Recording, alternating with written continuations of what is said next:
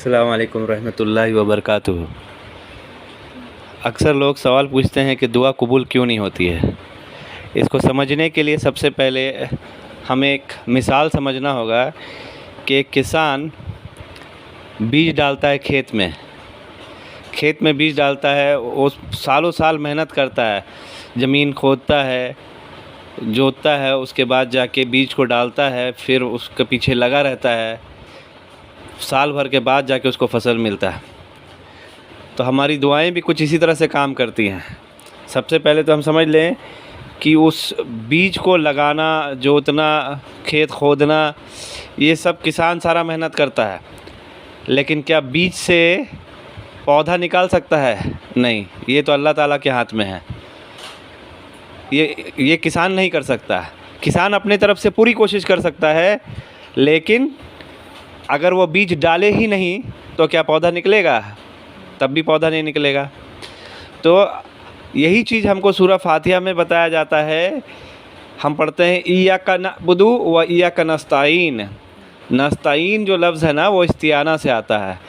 استعانہ کس کو کہتے ہیں؟ استعانہ کہتے ہیں اپنی طرف سے پہلے پوری کوشش کرنا۔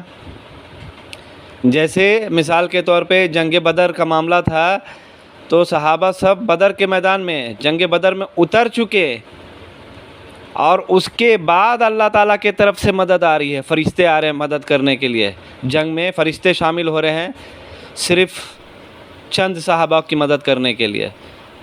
تو آپ سمجھ سکتے ہیں کہ استعانت کیا ہے۔ استعانہ کا مطلب ہی ہوتا ہے کہ ہم اپنی طرف سے پوری کوشش کریں، اس کے بعد جا کے جو چیز اللہ کے اختیار میں ہے اس کے اوپر چھوڑ دیں۔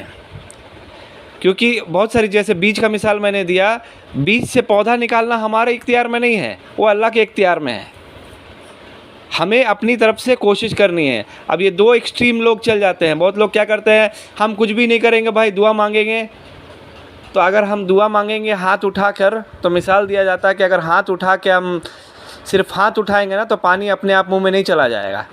ہم کو پانی نکالنا پڑے گا ہاتھ سے، اور اس کے بعد منہ میں ڈالنا پڑے گا۔ تو کچھ لوگ کہتے ہیں کہ بھائی کچھ بھی نہیں کرے، دعا کرے ہو جائے گا۔ اور کچھ لوگ کیا ہے، ایک دم ایکسٹریم میں چل جاتے ہیں کہ جو بھی ہو رہا ہے میری قابلیت کی وجہ سے ہو رہا ہے، میں نے بیج بویا ہے، ٹھیک ہے، میں نے کھیت جوتا ہے، ساری میری محنت ہے، آج فصل اگا ہے تو میری وجہ سے اگا ہے۔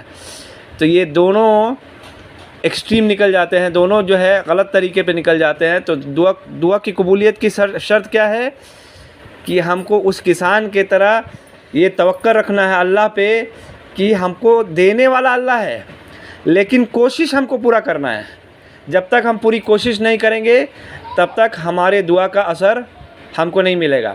اب کچھ لوگ سوال پوچھتے ہیں، بھائی پھر مشرکوں کی، بہت لوگوں کی دعا قبول ہو جاتی ہے، ایسا کیوں؟ دیکھیے اللہ تعالیٰ نے قرآن میں بتا دیا ہے، جو دوسرے طریقے سے اگر اللہ کے علاوہ چھوڑ کے دوسرے جگہ سے دعا مانگتا ہے، بہت ساری دعائیں اللہ تعالیٰ قبول کر دیتا ہے اور ان کو گمراہی میں چھوڑ دیتا ہے، ان کے یقین پہ چھوڑ دیتا ہے۔ جیسے کہ وہ انسان سوچتا ہے کیا کہ میری محنت ہے، میں نے بیج بویا ہے، سارا محنت میں نے کیا، فصل میں نے اگایا۔ اسی طرح سے کچھ لوگوں کو گمراہی میں چھوڑ دیتا ہے۔ اصل میں دعا کی قبولیت کی شرط ہی یہی ہے کہ ہم پوری طرح سے کوشش کریں۔ ایک جگہ اور دیکھیے استعانت کا لفظ آتا ہے، وَاسْتَعِینُوا بِالصَّبْرِ وَالصَّلَاةِ۔ اب یہاں بہت غور کرنے کی بات ہے کہ صلاۃ سے پہلے صبر ہے، اور اس سے پہلے استعانہ ہے۔ یہ تین لفظ ہے یہاں پر، بہت غور کرنے کی بات ہے۔ استعانہ کا مطلب میں نے کیا بتایا، پہلے اپنے طرف سے پوری کوشش کرنا، جیسے داؤد علیہ السلام نے بھی کیا تھا۔ داؤد علیہ السلام نے کیا کیا، جب جالوت کے خلاف لڑنے اترے، تب وہ اپنے قوم کے ساتھ اترے، پہلے میدان میں اتر گئے جنگ کے میدان میں، اس کے بعد وہ دعا کرتے ہیں۔ کیا دعا کرتے ہیں؟ ربنا افرغ علینا صبرا وثبت اقدامنا وانصرنا علی القوم الکافرین، کہ اے میرے رب مجھ پر صبر کی بارش کر دے۔ یہی صبر دیکھیے یہاں پر بھی ہے، واستعینوا بالصبر والصلاۃ۔ تو صبر کی بارش کر دے اور میرے قدم جما دے کس لیے؟ تاکہ میں اس صبر سے ہٹ نہ سکوں، اللہ کا ساتھ کسی حال میں چھوڑ نہ سکوں، تب جا کے مدد آئے گا۔ تو اسی طرح سے ہم کو یہ کام کرنا ہے، اور یہ چیز جب ہم سمجھ جائیں گے، یہاں پر اس آیت کو بھی تھوڑا سا سمجھا دینا چاہیں گے، وَاسْتَعِینُوا بِالصَّبْرِ وَالصَّلَاةِ، پہلے اپنی پوری کوشش کرنا ہے، کوشش کرنے کے بعد ہار نہیں ماننا ہے، کوشش کرنے کے بعد ہار نہیں ماننا ہے، کچھ بھی ہو جائے۔ جیسے صحابہ سب بھی کیا کرتے تھے، ان کے اوپر کتنا ظلم ڈھایا جاتا تھا، نبی صلی اللہ علیہ وسلم کے اوپر پتھر پھینکا جاتا تھا طائف کے لوگ، لیکن پھر بھی نبی صلی اللہ علیہ وسلم کی رحمت اتنی تھی کہ وہ کبھی بھی ہار ہی نہیں مانتے تھے، ہمیشہ امید ہی رہتا تھا کہ نہیں، ان میں سے بھی کچھ لوگ اللہ کو ماننے والے ہو جائیں گے، نا امید کبھی نہیں ہوتے تھے۔ اسی لیے سے نا امید ہمیں کبھی نہیں ہونا ہے، ہار کبھی نہیں مارنا ہے۔ جب ہم یہ کریں گے تو استعانت سے صبر کی طرف پہنچیں گے، اور جب صبر کی طرف پہنچیں گے تب ہمارا رشتہ کسی حال میں اللہ سے ٹوٹے گا نہیں، اور صلاۃ کا مطلب کیا ہے؟ اللہ سے رشتہ۔ تو یہی ہے وَاسْتَعِینُوا بِالصَّبْرِ وَالصَّلَاةِ۔ تو ہم کو شاید سمجھ میں آ گیا ہوگا الحمدللہ کہ ہم نماز میں مدد کیسے حاصل کرتے ہیں۔ جب رشتہ زیادہ جڑ جاتا ہے، ہم کوشش کرتے ہیں اپنی طرف سے، اس پہ ٹکے رہتے ہیں۔ اسی لیے کیا ہے؟ اقیم الصلاۃ ہے، صلاۃ کو قائم کرنا، صلاح کو قائم کرنا۔